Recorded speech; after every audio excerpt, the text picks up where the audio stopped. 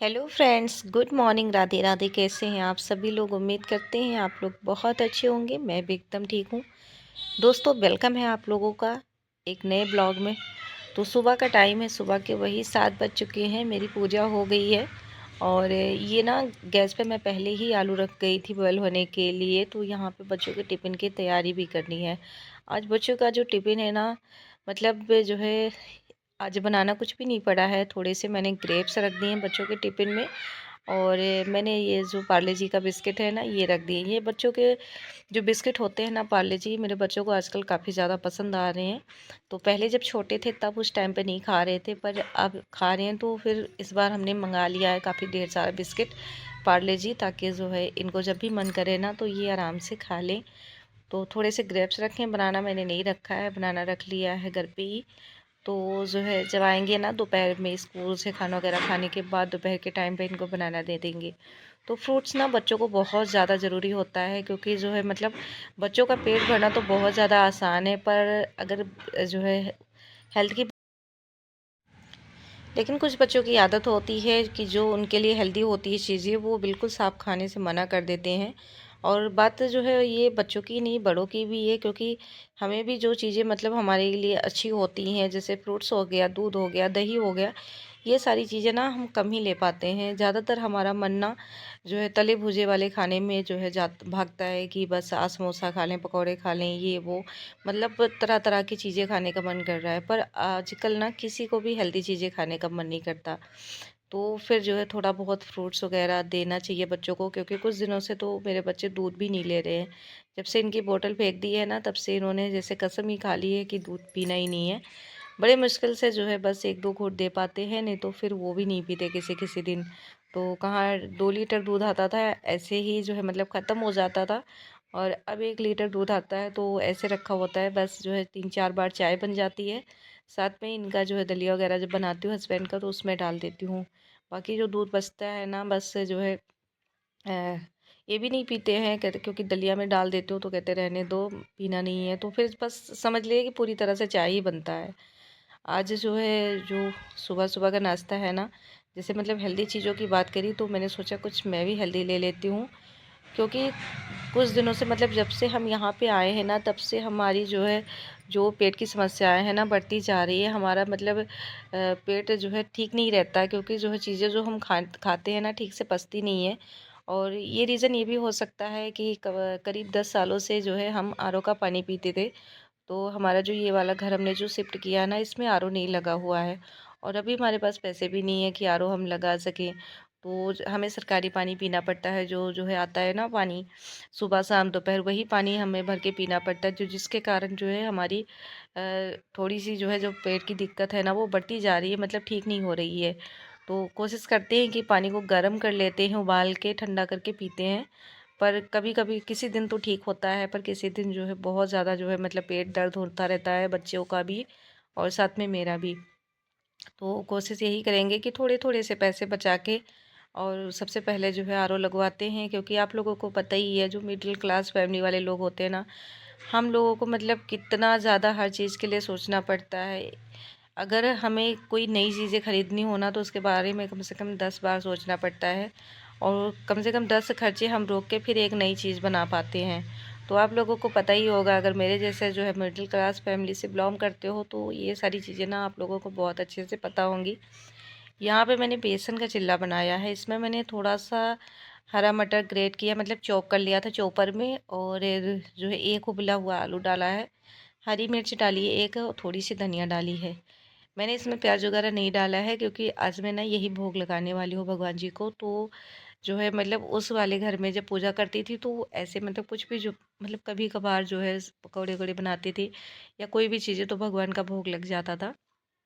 पर जब से इस घर में जो है आए हैं, तब से जो है भगवान के लिए मतलब कुछ ना कुछ बना लेते हैं, सुबह शाम दोनों टाइम भोग लगाने के लिए। तो अपने मन में ही मैंने वो जो है एक प्रॉमिस किया था कि जिस दिन भगवान की मंदिर आ जाएगी ना बढ़िया सी, उस दिन मैं भगवान जी का दोनों टाइम भोग लगाऊंगी। तो फिर मैं भी अपना वादा निभा रही हूँ। अगर ईश्वर ने इस लायक बनाया है तो क्यों हम अपनी तरफ से चूकें।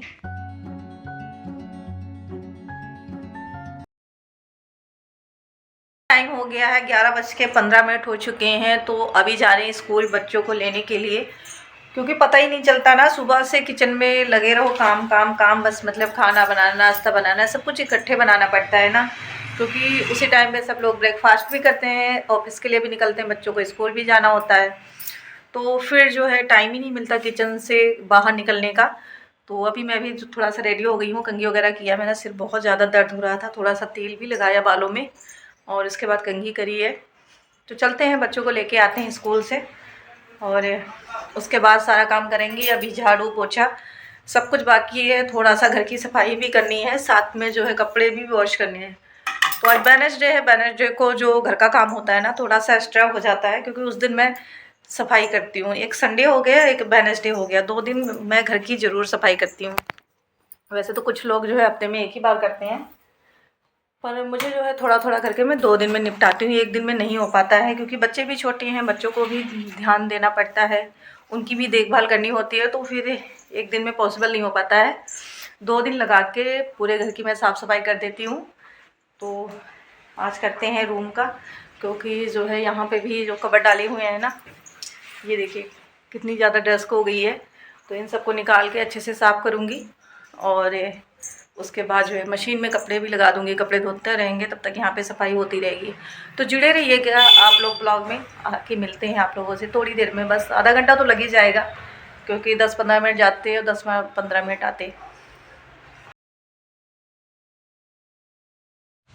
तो बच्चों को स्कूल से लेके आए, उसके बाद जो उनको खाना वगैरह खिला के कपड़े वगैरह चेंज किया, बच्चे खेलने लगे थे, तो मैंने यहाँ पे मशीन लगा लिए थे कपड़े वॉश करने के लिए। ढेर सारे कपड़े इकट्ठा हो गए थे, पर ना हवा बहुत ज़्यादा तेज़ चल रही है, तो कपड़ा मैं ना डबल डबल करके डाल रही हूँ। जो हल्के कपड़े हैं उनको मैं नीचे की साइड कर रही हूँ, और जो हैवी हैं थोड़े से वो ऊपर के साइड डाल रही हूँ। हालांकि हवा इतनी ज़्यादा है कि जो है मतलब भारी कपड़े भी उड़ उड़ के नीचे गिर रहे हैं, तो मुझे ना ईंट रखना पड़ रहा है यहाँ पे, क्योंकि हवा बहुत ज़्यादा तेज़ है। अगर कपड़े एक एक करके गिरते रहे ना, तो फिर धोने और ना धोने जैसा मतलब एक बराबर हो जाता है।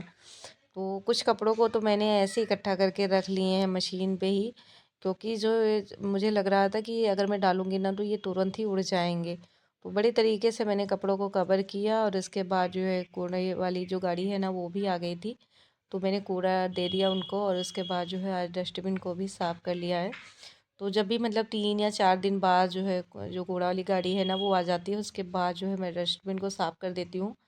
और उसके बाद जो है मतलब ये नहीं होता है कि मतलब जो नीचे का कूड़ा हो वो उसी में सड़ता रहे, स्मेल आती रहे, क्योंकि चाहे डस्टबिन हो, हमारा घर हो, घर के बाहर हो, कहीं भी कोई भी जगह हो ना, तो मतलब हर जगह को साफ़ सुथरा रखना चाहिए। ये नहीं कि मतलब डस्टबिन है तो इसको डस्टबिन ही बना के रखें। अगर हम उसको सही तरीके से साफ़ सुथरा रखते हैं ना, तो फिर जो है मतलब कभी भी हमें डस्टबिन भी देख के जो है घिन नहीं आता है। नहीं तो चाहे चीज़ें कितनी भी मतलब वो ना हो, अगर गंदी होती है ना, तो कहीं ना कहीं उससे हमारा मन ख़राब ही हो जाता है। तो मेरी कोशिश यही रहती है कि मैं अपने घर के जितने भी सामान है ना यूज़ वाले, उनको मैं साफ़ सुथरा रखने की कोशिश करती हूँ। साथ साथ में ये टब भी ना नीचे से काफ़ी ज़्यादा गंदा हो रखा था, तो मैंने आज जो है इसकी भी सफाई कर ली, और इसको साफ़ करके ना मशीन में ही डाल देती हूँ, क्योंकि छत पे तो धूप आ जाती है, और ये जो प्लास्टिक की चीज़ें होती है ना धूप में पड़े पड़े ख़राब हो जाती है। अब तो मुझे ना डस्टबिन का कुछ अरेंजमेंट करना पड़ेगा। वैसे जिस साइड में हमारी वॉशिंग मशीन रखी होती है उस टाइम उस साइड पे धूप आती ही नहीं है, ना ही सुबह दोपहर शाम किसी भी टाइम नहीं आती है, क्योंकि उधर साइड में मोंटी बनी हुई है, तो जस्ट उसके बगल में ही रखी हुई है, तो फिर धूप आने का चांस नहीं रहता। तो देखते हैं, अगर डस्टबिन में थोड़ा बहुत धूप अगर लगने लगेगा तो फिर डस्टबिन को नीचे ले जाके रख देंगे, और नहीं तो फिर यहाँ पे तो रखा ही है।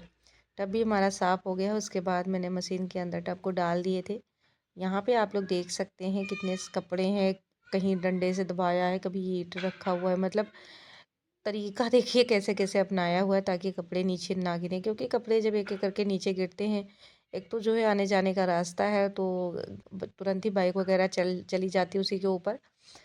और यहाँ पे आप लोग रूम की हालत देख सकते हैं। ये जो टब आज है देख रहे हो ना, ये मैंने लिया है बच्चों के जो कपड़े निकाले हुए थे, जीन्स वगैरह, इनकी जो छोटी छोटी पैंटें थी, उसी को देके ना ये टब मिला है। तो ढेर सारे कपड़े लेके गए अंकल, पर ये टब ही देके गए। मैंने भी कुछ नहीं बोला, क्योंकि जो पुराने कपड़े थे वैसे भी मेरे यूज़ वाले नहीं थे। मैं सोच रही थी कि ये कपड़े बस यहाँ से चले जाएं, क्योंकि कपड़े जब हम पहनते नहीं है ना, बहुत सारे कपड़े हमारे बेड में पड़े होते हैं कहीं इधर कहीं उधर, तो वो जगह ही कवर करते हैं, भला किसी के काम तो आ जाएगा। वैसे भी हम सोच रहे थे कि उसको अनाथ आश्रम में दे दें, तो फिर जो है अभी अनाथ आश्रम वाले भी नहीं आ रहे थे और काफ़ी ज़्यादा कपड़े हैं अभी। तो मैंने वैसे बहुत ज़्यादा मतलब जो रिजेक्ट हो गए थे कपड़े बच्चों के वही निकाले थे, बाकी अभी बहुत सारे कपड़े छांटी मारने हैं जो कि जो है बिल्कुल भी यूज़ वाले नहीं, यानी कि मतलब मेरी आदत है मैं बच्चों को कम ही जीन्स पहनाती हूँ। अब तो थोड़ा बहुत जीन्स का पैंट पहनने भी लगे हैं, नहीं तो पहले जब इनको कोई जीन्स का पैंट दे देता था ना तो ऐसे ही रखा होता था, कभी पहनाती ही नहीं थी। हमेशा बच्चों को जो है मतलब जो कॉटन के पजामे वगैरह आते हैं ना वैसे ही कपड़े पहनाती थी ताकि इनको कोई प्रॉब्लम ना हो। तो यहाँ पे मैं सफाई करने लगी हूँ, झाड़ू लगाते हैं। और आज जो हस्बैंड का ऑर्डर भी था कि सारे घर की अच्छे से सफाई कर लेना, क्योंकि जो है मैं नहीं चाहता कि कहीं पे कूड़ा कचरा जमा हो, मुझे पसंद नहीं है। तो मैंने सोचा कि चलो कर ही लेते हैं।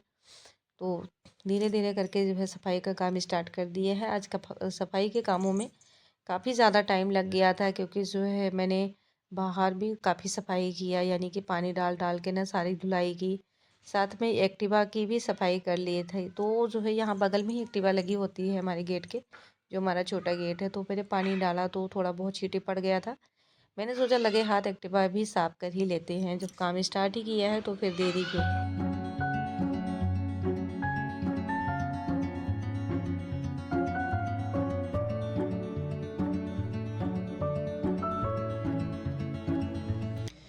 तो झाड़ू लगाते लगाते मैं नीचे चली गई हूँ। नीचे शॉप में भी सफाई करना है, साथ में घर के बाहर भी सफाई करना है।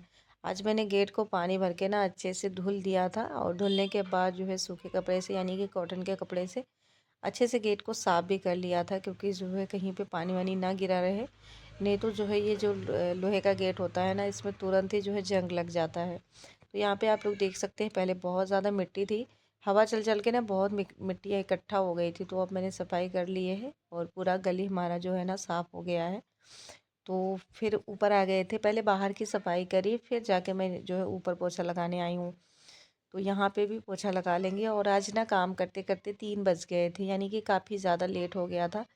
जब तरीके से काम करो तो उसमें टाइम तो लगता ही है, पर टाइम कितना भी लग जाए उसके बाद में हमारा घर जब चमचमाता हुआ नज़र आता है ना तो मन खुश हो जाता है सब कुछ देख के, मतलब सारी थकान ही दूर हो जाती है साफ़ सुथरा घर को देखने के बाद। तो यहाँ पे मैंने खूब अच्छे से पोछा ओछा लगा के घर को साफ़ कर दिया, सारी चीज़ों को अरेंज कर लिया है।